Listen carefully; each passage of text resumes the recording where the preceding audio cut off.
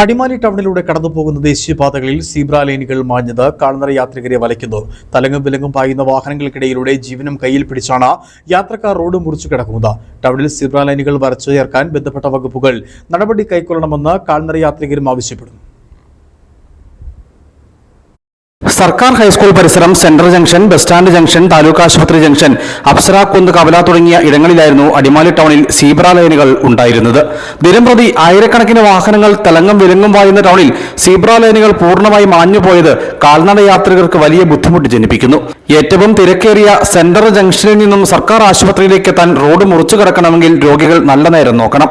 ടൗണിൽ സീബ്ര ലൈനുകൾ വരച്ചു ചേർക്കാൻ ബന്ധപ്പെട്ട വകുപ്പുകൾ നടപടി കൈക്കൊള്ളണമെന്ന് കാൽനട യാത്രക്കാർ ആവശ്യപ്പെടുന്നു. ആയിരക്കണക്കിന് സ്കൂൾ വിദ്യാർത്ഥികളും രോഗികളും ഉൾപ്പെടെയുള്ള ആളുകൾ മറ്റ് കാൽനട യാത്രക്കാർ സഞ്ചരിക്കുന്ന അടിമാലി ടൗണിൽ സീബ്ര ലൈൻ ഇല്ലാത്ത നിമിത്തം വലിയ ബുദ്ധിമുട്ടിലാണ്.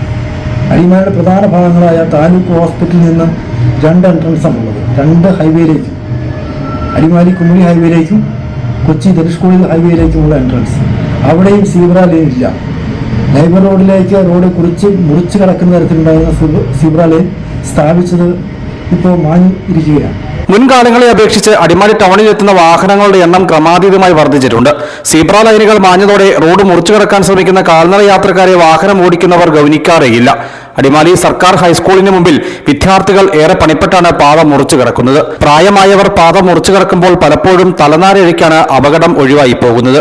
ചിലയിടങ്ങളിൽ രാവിലെയും വൈകിട്ടും റോഡ് മുറിച്ചു കിടക്കാൻ ട്രാഫിക് പോലീസിന്റെ സഹായം ലഭിക്കുന്നുണ്ടെങ്കിലും ശേഷിക്കുന്ന സമയങ്ങളിൽ വര കടക്കണമെങ്കിൽ യാത്രക്കാരുടെ തലവര നന്നാകണം.